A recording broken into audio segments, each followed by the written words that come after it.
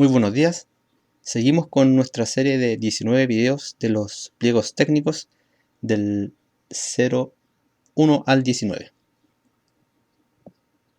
El pliego de alimentadores actualmente está regulado por la norma 4 en el capítulo 7. Con respecto a este pliego, ¿cuáles son los aspectos nuevos? Están específicamente en cómo son las especificaciones y dimensionamiento. ¿Cuál es lo nuevo? Por ejemplo, se establece la sección mínima del conductor de alimentador, que ahora es de 4 milímetros. El subalimentador no puede ser inferior a 2,5. La caída de tensión se mantiene igual como estaba en la norma anterior. Con respecto a las verticales, pues cuando exista verticales, todas las verticales para los alimentadores, en todo edificio debe existir una vertical para alimentadores. Esta vertical para los alimentadores tiene que tener una resistencia igual RF 120, las pasadas entre pisos tienen que tener los sellos respectivos de cortafuego y estos chaps tienen que tener puertas cerradas. Todos los conductores que se ubiquen en estos chaps tienen que ser no propagador de incendio, libre de halógenos principalmente. Cuando uno habla de libre halógeno está todo cubierto, los demás. O sea, libre halógeno tiene que ser no propagador del incendio, tiene que tener bajo toxicidad. Entonces, cuando hablo de una categoría de conductor libre de halógeno, me estoy refiriendo a todos esos ensayos que ya se deben cumplir. Con respecto a la canalización de estas verticales de alimentadores, principalmente establece lo mismo, pueden ser por ducto cerrado o ducto de barra. En el caso que se use ducto de barra o cerrado, tienen que ser ambos libres de halógeno. En el caso que se usen escalerillas, establece todas las condiciones de cómo se deben usar las escalerillas o bandeja portaconductores. Se establece que para esta disposición solo se puede ocupar el conductor RZ1 o RZ1K. Tiene que ser en un tramo, no tiene que haber uniones, o sea, tiene que ser de un solo tramo, no puede haber uniones en estos conductores. Las escalerillas tienen que llevar tapa. Cuando se eximen que no lleven tapa, cuando los conductores que se utilicen en esa escalería solo sean multiconductores. En el caso que solo se utilicen multiconductores, no tienen la necesidad de llevar tapa, siempre que estos recintos no sean accesibles a personas no calificadas.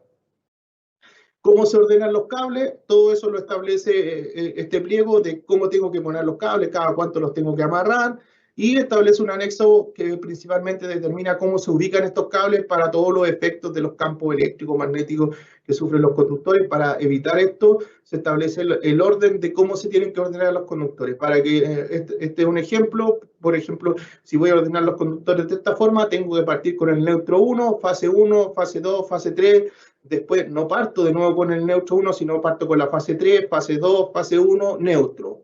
¿Ya? O estas disposiciones que están acá las puedo tener de esta forma, pero tengo que tener una separación. ¿Ya? Y ahí establecido cómo se ordenan los conductores y las distancias. Si tengo varias bandejas, las distancias que debo tener con respecto a los otros conductores.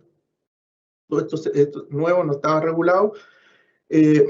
Con respecto a los alimentadores, también establece que todos los alimentadores y subalimentadores deben contar con una protección de corte omnipolar. Acuérdense, tengo una protección general, corte omnipolar, y cada uno de las protecciones que sale a cada uno de los alimentadores tiene que estar con una protección de corte omnipolar.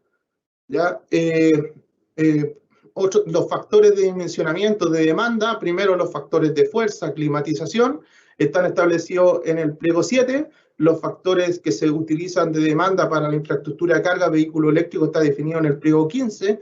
Los factores de demanda que se utilizan para los ascensores está definido en el pliego 11.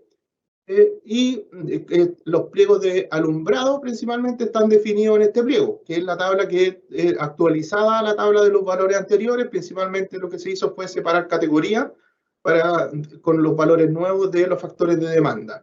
Los factores de demanda se deja claro que no pueden ser aplicados en subalimentadores, solo pueden ser aplicados en los alimentadores, pero no pueden ser aplicados en los subalimentadores ni en los circuitos finales. ¿Ya? ¿Se acepta utilizar factores distintos? Sí, pero para eso se tiene que justificar con un estudio fundamentado que demuestre que se van a utilizar valores distintos a los que están acá. Y esto, para terminar, establece cómo se debe dimensionar el neutro, los alimentadores, principalmente del neutro el neutro de todos los alimentadores. Por ejemplo, de un alimentador y un subalimentador monofásico, siempre el neutro va a ser igual de la fase. En los sistemas trifásicos, pero con cargas, con cargas lineales, también tiene que ser, la sección de la fase tiene que ser igual a la del neutro, pero cuando tengo cargas no lineales, el dimensionamiento cambia. ¿Por qué cambia? Va a depender de los filtros armónicos.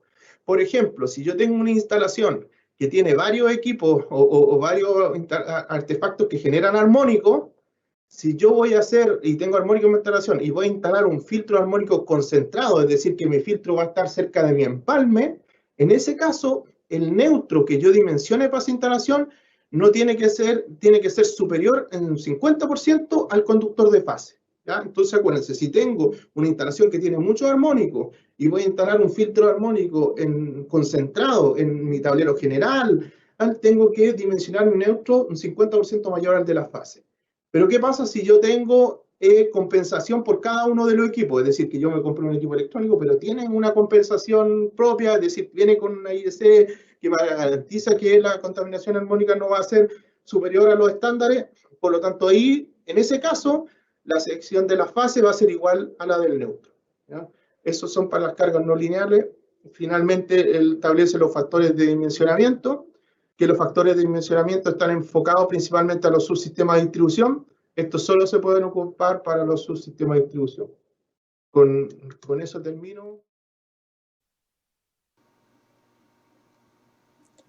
Listo, ya concluyó la presentación del pliego técnico. Acá les voy a dejar algunos accesos directos a los pliegos que continúan. Y recordar que en la descripción les voy a dejar el acceso a todos los pliegos del 1 al 19. Y iré actualizando a medida que complete la serie de videos. Nos vemos pronto en un nuevo video. Chao.